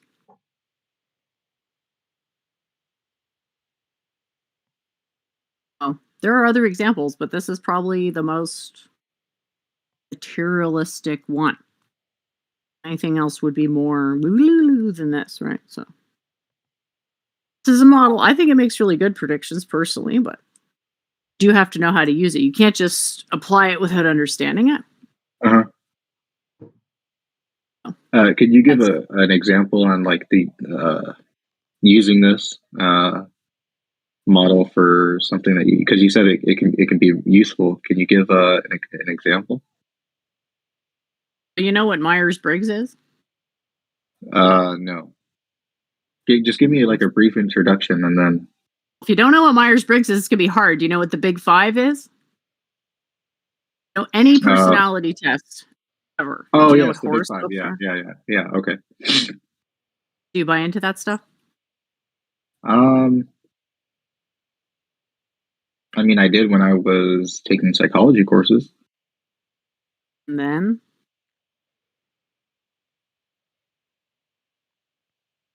I'm sorry.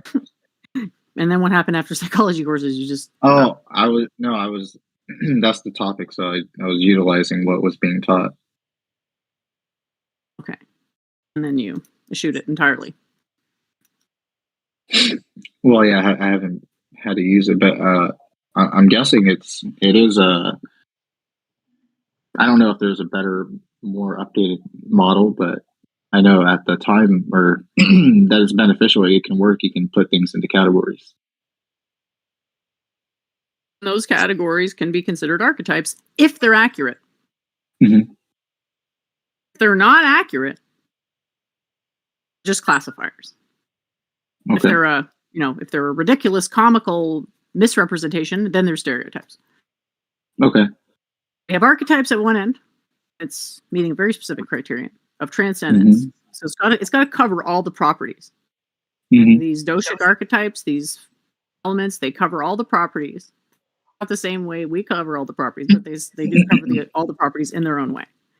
Archetypes in Ayurveda transcend the mind-body divide. The aspect of which is scientific is that based on someone's body, you can tell things about their mind. And predict the sources of people's illness more accurately. Based off of their body, correct? It's more than just body, but that would be a starting point for someone Okay. who was looking to get into this, but you'd want to start diagnosing your own body. Okay. It's always where everybody starts. Yeah. You have to integrate your mind in your body, and you discover your dosha, and then diagnose others. You want? Could you use this model to find like a transcendent purpose for a transcendent I guess a goal to look forward to the reincarnation cycle, like a humanistic existential perspective? You probably don't even need my system for that. That's my system help make things better? I think so. Mm-hmm. I'm not sure exactly what you're asking though. Are you saying my system, is it the only way to get that result? Is my system the only way to get that result? Well, I would want to see like if you could draw it out or map it out to see the effectiveness of this version or if we were to utilize this model. You know, I know you said that we don't need this model. I mean, we can answer it through other things, but the question is like that I'm looking for, I guess, is what would be more effective for me? Because I don't want to say what would be more effective, because that's an opinionated thing, and other people might say, "Oh no, I disagree with that." So it's more of like for my own knowledge. Are you asking me what is the best way you could define your own purpose? Are you asking if I could tell you that using my system how to do that? I'm sorry, I'm not actually clear on what you're asking. Yeah, that second part, yeah. I think I could put you on a path, a goal, as long as we talked it out to make sure we found a realistic goal. Because the system is, have you ever heard of what's it called? Rock climbing?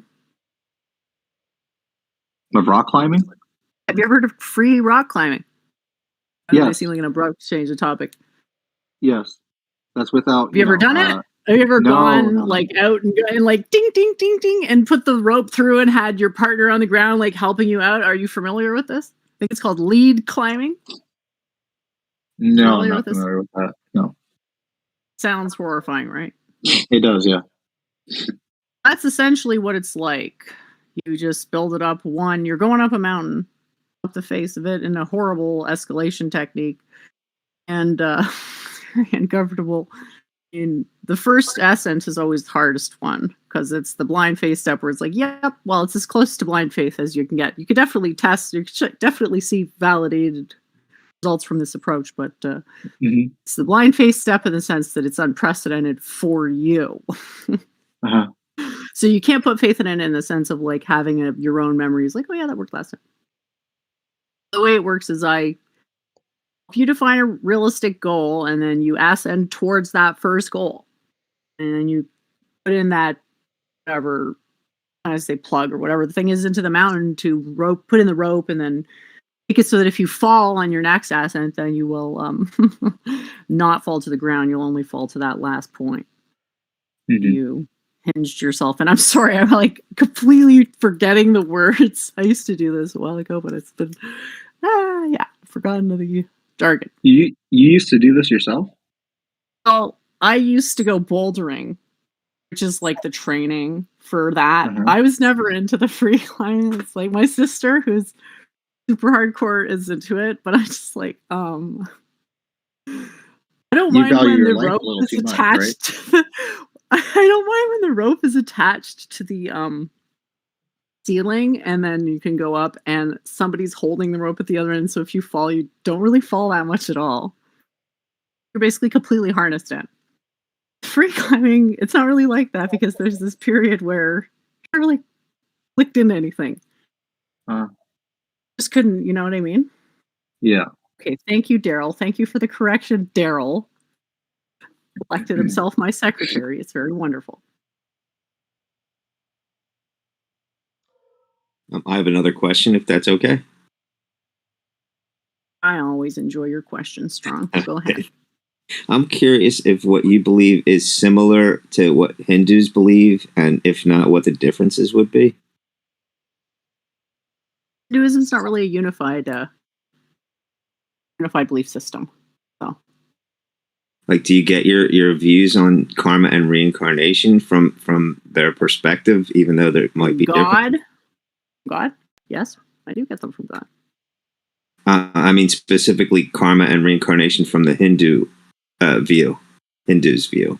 Yeah, I was gonna ask you, Jen, based on that question, if you can answer, what are some of the sources that you use to come up with your system? And and Strong's question too. So My sources to come up with which system? Are you talking about my physics opinions? yeah, your physics, your idea on reincarnation and karma, etc., etc. Like, what are some sources or anyone that you look up to that have a similar system or similar ideas? Well, you're sort of assuming I form my ideas in this life, aren't you? Well, even if you didn't, do you know anyone who agrees with you in terms of reincarnation and karma, or looks at it the same way? I think that it'd be hard pressed to find anyone who disagreed with the principles I espouse, but then by the same token, you'd be hard pressed to find anybody willing to agree. That's just a gap in understanding. So that's why I like to come to places like this, because I see where the misunderstandings are. Rather than just talking to myself, I can actually engage with people on a level that are more familiar with.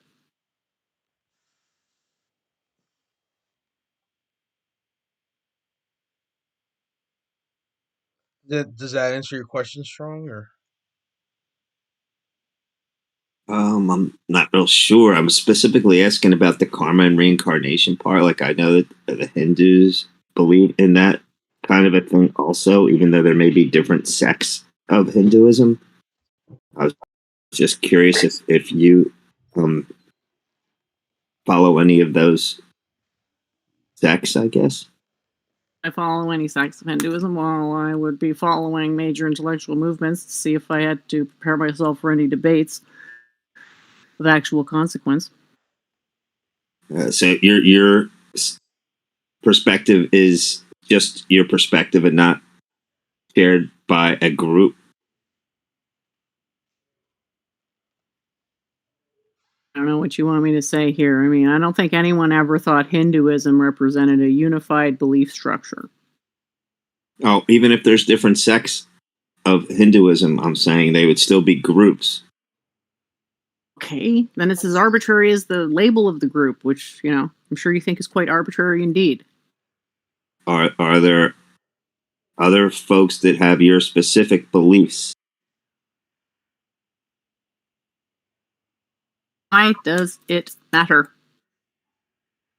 First of all, I never really thought about the question. And second of all, why does it matter? I'm curious. I just was curious where you get a lot of these ideas Not from. so insecure as to go around shopping to see if other people already agree with me, okay? Where the hell do you think I came up with my conclusions about material causality? Yes. Yeah, I'm Here's curious. the only possible answer could possibly make sense.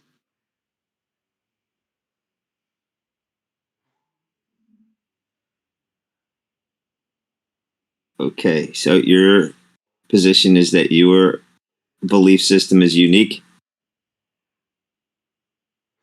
I don't like that question. Seems like some sort of setup. Why are you asking me this? I'm just trying to find out where you're coming from. Belief system is unique. Do you believe your belief system is unique? No, I don't. Okay, then I don't either. Okay. I think belief systems are unique because they're typically they usually have one perspective or one path that leads either to what's the word I'm looking for? Everybody has a one world view, right? So That's not the question. It's whether those are unique. yeah, no, I would think that those who have a one world view, I think that is unique because they're making an exclusive claim, right? It's definitional. If unique means exact depiction of a configurational array, then yes, everyone has a unique belief system. If you want to say that, it's essentially now meaningless, because you've not given any way to distinguish between those beliefs.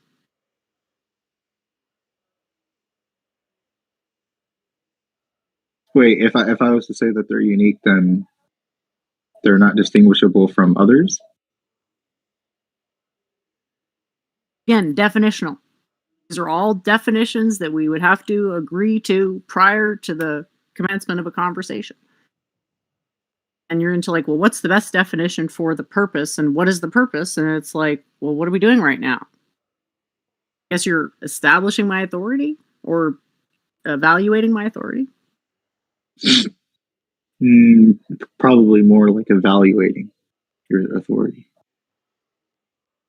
Yeah, I would see it as establishing my authority, and you would be seeing it as evaluating my authority. Yeah. I tripped it up.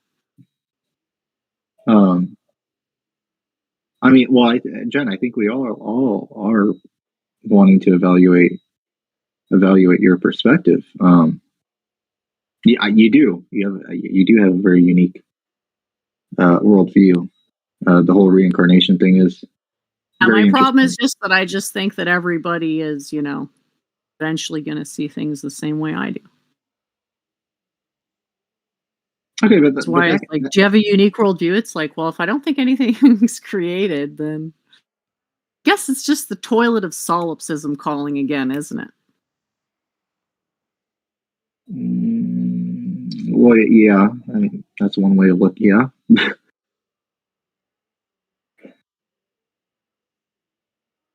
Someone in the chat is asking for me to go through my past lives. I don't think that's particularly useful right now if people don't accept the premise of reincarnation.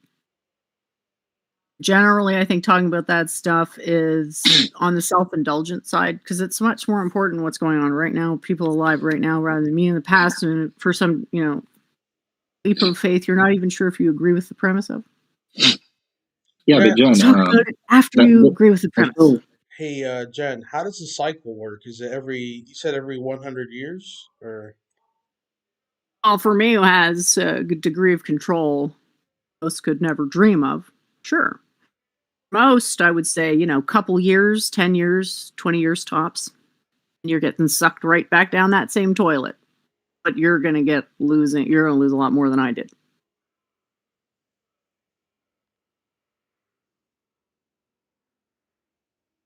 It's not that. It's a little depressing, but, it's less depressing than denying it, I think. Only a little bit, though. I do think it affords a better quality of life because it gives you a longer interval of time consideration.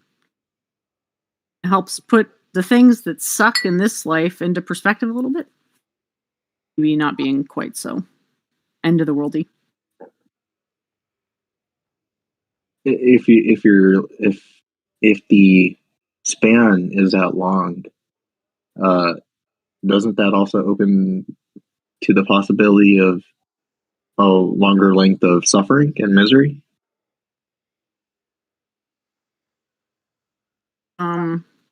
Denying reincarnation will lead to more suffering and misery.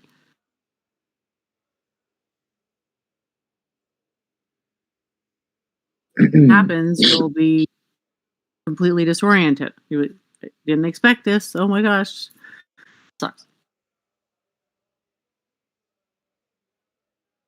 So I'm trying to get the suffering to stop increasing because it's been increasing, and it's nice if it could start decreasing a little bit. I think. So there can be a state where you have achieved either the least amount of suffering or for suffering to be non-existent, correct? Enlightenment is claimed to be the state where suffering ceases. It's definitional in a way. Mm-hmm. Not everyone's going to agree with that definition, but you got to realize, the level of pedantry we're dealing with here is considerable. Mm-hmm. We're talking about, dissecting a hair over the course of 1,000 years type thing. What if you have someone that will purposely trip them up because they feel like suffering is good for the human condition, right? Because you can't develop strength without resistance. Iron sharpens iron, right? Yeah. It's the argument. Well, yeah. Yeah, I was about to say, or reformat it a different way. I was going to say, just because suffering is necessary for growth does not make causing suffering suddenly virtuous. Causing unnecessary suffering is the opposite of virtuous. It's just self-indulgent. yeah, I agree. But if you were to reach this enlightenment, isn't that just stagnation because you're not growing? That's like saying going to heaven. Isn't that stagnation because you're not growing? My heaven's real. Well, if we're talking about the stagnation is not growing, it's because I'm not growing. It's I actually kind of feel like I am still having a lot of personal development, so whatever. Well, I think I would disagree with that though. When it comes to the Christian heaven, because we'll still be in service with and loving one another, so it's not stagnant. We'll be work. It's like that with enlightenment. Only, of course, there's the pleasures of intellectualism on the side.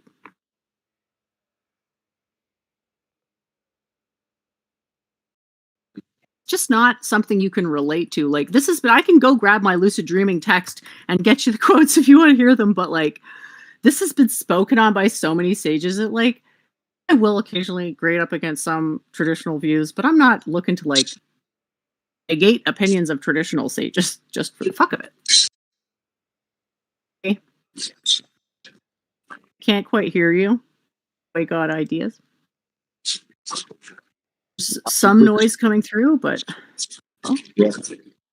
Sounds like he's walking. He might be trying to get to some spot. Are you there, boy?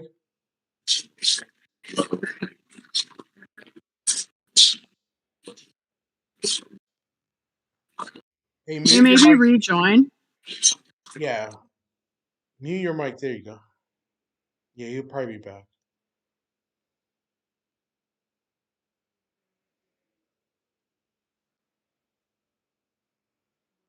Did I fully answer that question? Yeah, I think you did. Let me just try to reform it another way. Like if tranquility is, I know that's the desired thing, but what if Like, I'm somebody made fine the to talk about I'm fine to talk about enlightenment, but the precedent is that it cannot be understood by someone non-enlightened. That's the precedent the sage is saying. That's the caveat. Accept that I've said this caveat. Yes, I accept that you've said it. Yeah. Thank you very much.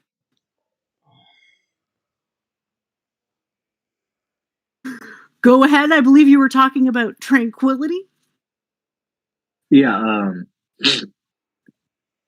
If somebody was to try to say, well, yeah, if tranquility, like they view nothing, they view tranquility as just stagnation, and that we need conflict to evolve. We must be thrown into conflict.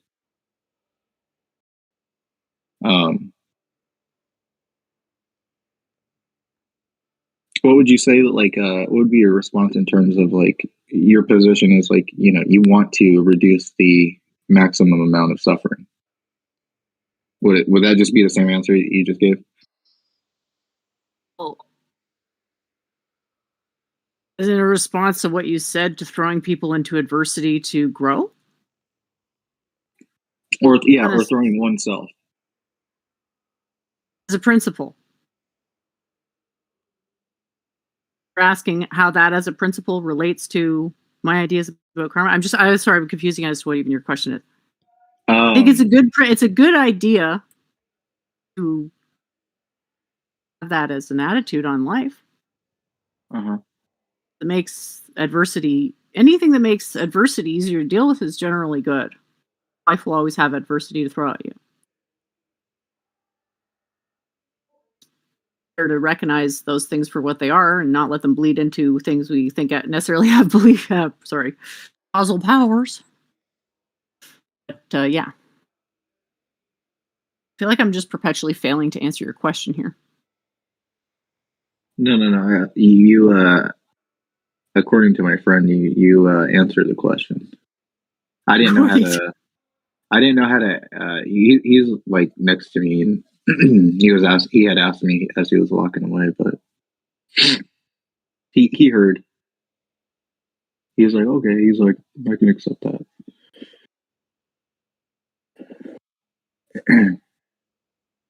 Just ask the question again. To make sure I gave a full answer. Well, yeah. Let me see if. Hold on.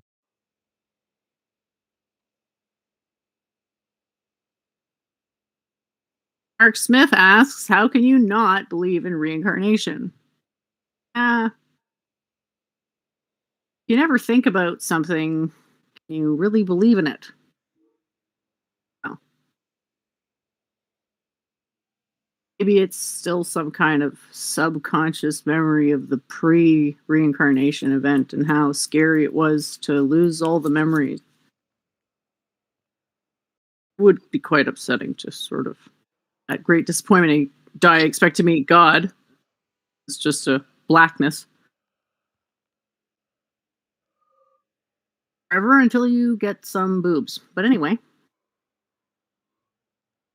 Yeah, Jen. I won't have to repeat the question. He said he accepted the answer, and he understood what you were saying.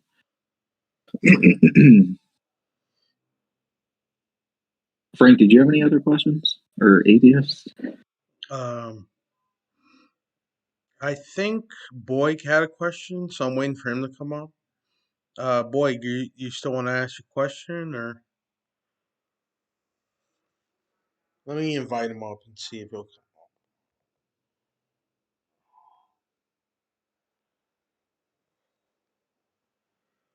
He might Yeah, be. his hand was up right there. No, that was me inviting him to speak. Okay. Okay, I don't think he does. I think he's all right. All right, Jen.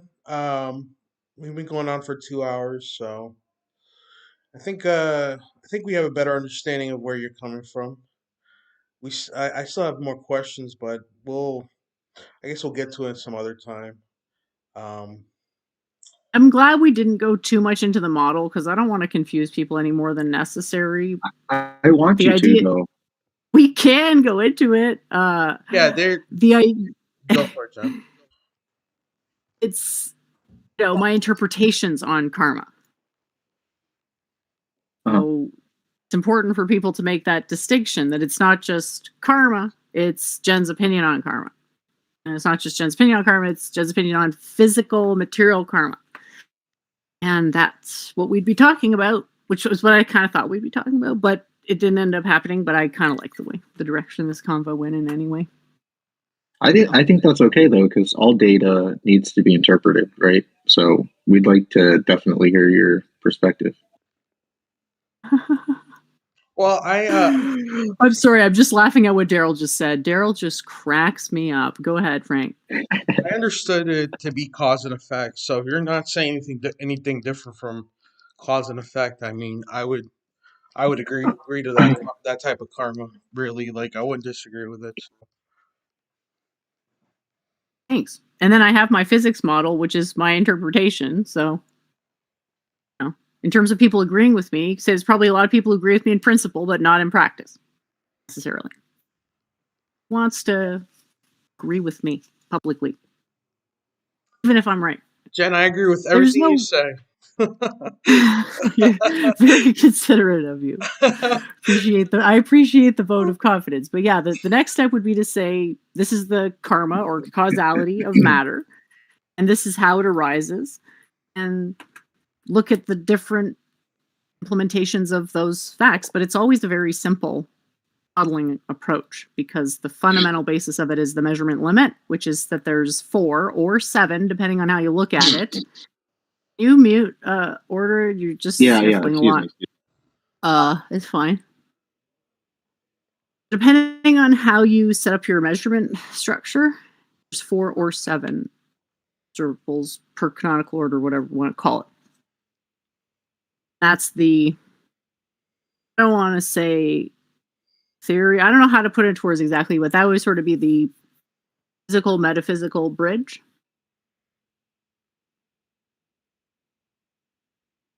I'm trying to think if I have a diagram that really conveys this, but nothing really comes to mind. Do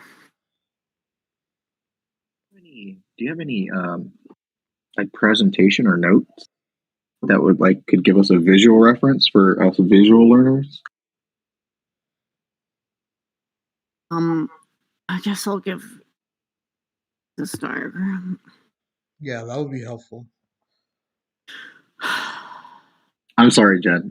Oh, don't be Other sorry. more, I'm having like flashbacks to prior arguments with people. I just really don't like disagreements. Daryl. What do you do? Immediately after I post an image, he says an asshole thing.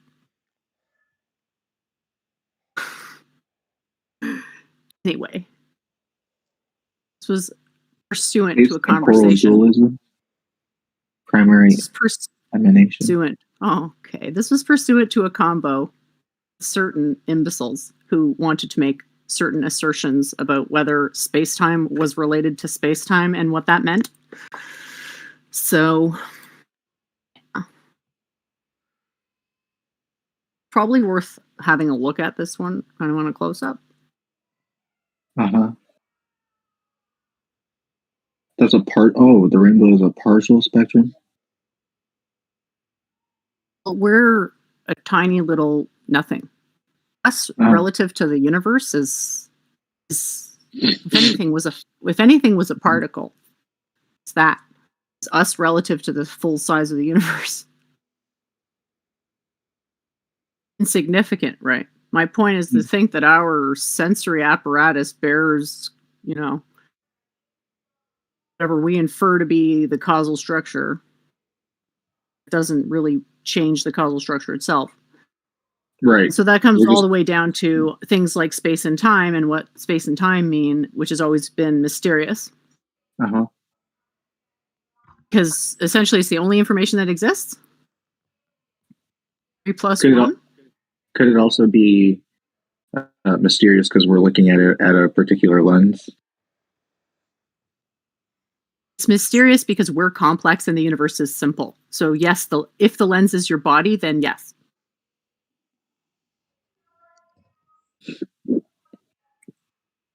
The problem that we're having is, you see how when you have a partial spectrum reconstruction,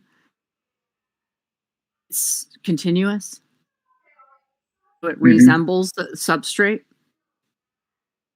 Our stimulated consciousness, whatever it is we're calling consciousness, that has certain attributes in common with the prime substrate and certain attributes in common with derivative substrates. So we have no a priori means of disentangling those two causes, right? Well, basically, science is. Sorry, what'd you say, Frank? You want to hop off? No. I was just gonna ask one more question. Do you believe that the universe is conscious the same way that the human is conscious? I'm not sure. I don't know if that's panpsychism. But what's your opinion on that? Ever try to fold a piece of paper and see how many times you can fold it? You know what I mean? Yeah. We're that. We're like this ultra many times folded piece of paper, and the universe is the roll of papers, I guess. It's the substrate of what makes us conscious. It's extremely simple, and our challenges in not understanding it is sort of an indication of just how different we are from it. I see. So you wouldn't consider us the same as. So we are different in a sense than Of the course. universe. I mean, if I think it's the same, I'm basically compelled to campaign for rock rights. That's way crazier than T-Jump's a rock falling is immoral, which is already pushing the limits of sanity. And stars are immortal. Exactly. Stars have a moral duty to shine light right now. Oh man. All right. Cool. That's all I wanted to know. Because I've had an idea about consciousness being more fundamental, I guess. Um, How are you imagining it? Are you imagining consciousness as something moving or something still? uh, Something that is static, but then begins to move. Kind of like, how the singularity began everything. If that makes sense. Yeah, something static that begins to move. That's actually the model. Something static begins to move. The static thing is the pure form, and then it begins to move. Right. So yeah, I would say that's consciousness, but I could be wrong. I don't know. Nail it down to one thing, because there's mind, self, and consciousness, which are very subtly different things. If we don't give them different names, we're going to be conflating a process. We're going to be stuck to where we are basically now. No, it won't be that bad, but we really want to understand the process of consciousness. We need to include perspectival information. Is there an accurate description of consciousness other than being self-aware? Isn't there more to it? There's a necessity that 3 words be defined span a set of attributes. Content, the names of the words, those things are secondary to the attributes themselves being touched by the spanning. That makes sense. So consciousness, self, and mind are all interconnected concepts. Different. Yeah. How they're different is extremely subtle. they need to be distinguished in order for us to get a grip on modeling consciousness as a process, i.e., as a machine. And they need That's to be desirable. accurately distinguished, correct? Well, it's not just about being accurate, it's about espousing the principle, which is minimizing the suffering. So I'm going around lording ideas over people, even if they're the correct ideas, was going against that principle. So it's more than just being whatever technically precise or correct. It's about how well it can be understood. Easily it can be understood. The measurement limit comes in and tells us, well, the universe can't disentangle more than a factor of 7. Canonical order. Well, for us to think that we can is thinking we're have a higher computational complexity than the universe, which seems right, but isn't. Same reason. It seems like there's more information in the universe than 3 plus 1, but there isn't. Did you get all that, Frank? Yeah. Very, very interesting discussion. I look forward to the presentation and the visual models, or getting to the models in the future. And then actually, Jen, real quick, I think it was like somebody brought up, like, I think it was Strong or maybe Frank. Somebody brought up like, what is your like experience or something that brought you? I think that, I know you said that you're like, oh, well, I shouldn't talk about the experience, but I actually think that the experience is kind of important.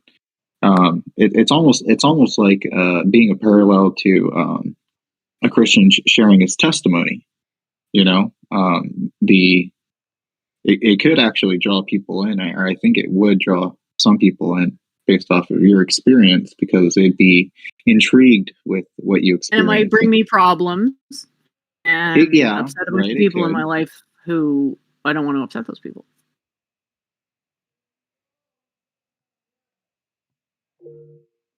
Right, you're trying to keep the karma in check, right?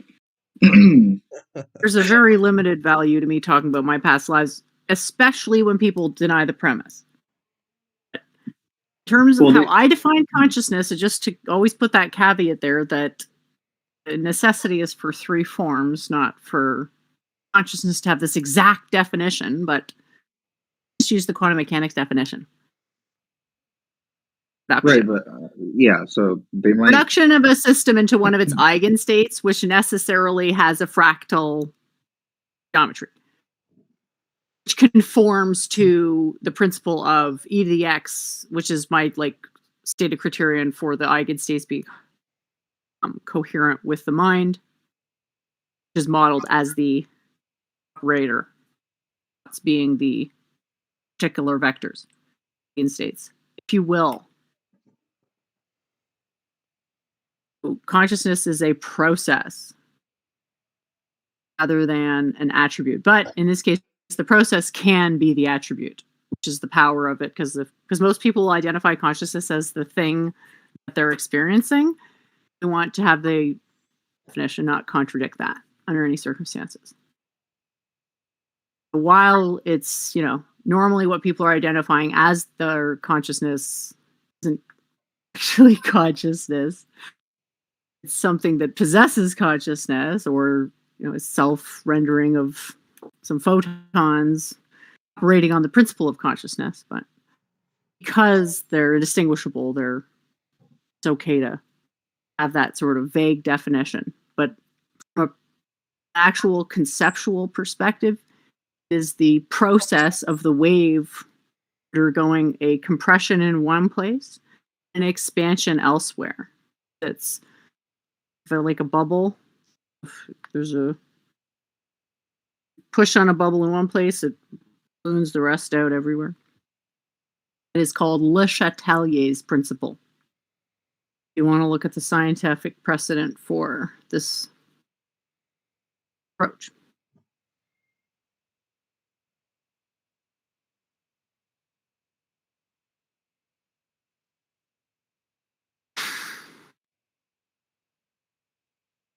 someone who is looks like somebody wants to join. Who wants to join? Somebody on YouTube. I don't think they have access to Discord, unfortunately. So did you are you doing this on your YouTube channel, Jen? Or Yeah. I you just see the figured word? I'd throw it up there. At first, I was like, no, it's not working something happened with my OBS. And then I figured it out. So it's like missing probably the first 10 minutes or something. Okay. Yeah, I recorded it too. All right, guys. It's about time I got to hit the hay. So We'll wrap it up. So thanks, Frank. And if I got any last questions here, I'll field them. And otherwise, I'll just shut it down. And thanks again for co-hosting. It was an awesome time. I hope it was in some way beneficial for people's understanding. yeah, I definitely understand your position a lot better now. Like I said, I have like if I don't know if you know this about me, but I have like a billion questions all the time. So I'll definitely be asking you more questions in the future. So, but yeah, all right, guys. Should just have the Jen and Frank variety hour once a month or something, because it would be fun. Are you gonna close it down, Jen, or do you want me to close it? I'll shut it down. All right, Say bye to everyone. Strong. I'll see you later, man. If you're still there. Take care, Frank. Yep. All right, guys. Bye bye. You got any more questions?